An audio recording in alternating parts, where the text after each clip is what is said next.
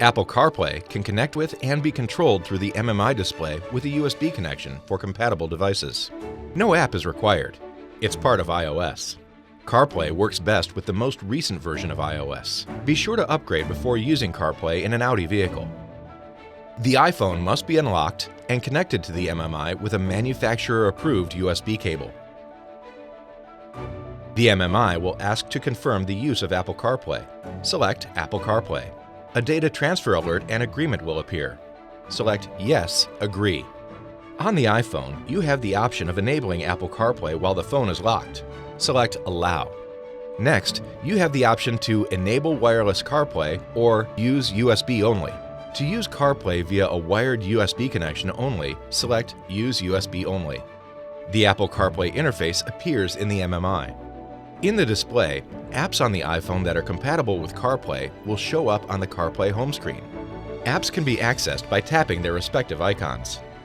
To return to the CarPlay home screen while in an application, press the CarPlay Home button in the lower left of the display.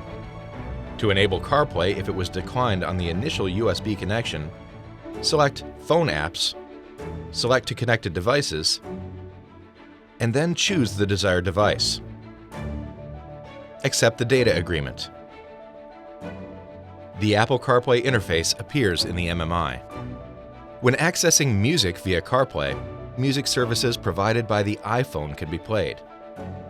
When CarPlay is active, some MMI functions may be accessible only through CarPlay, such as phone and messages.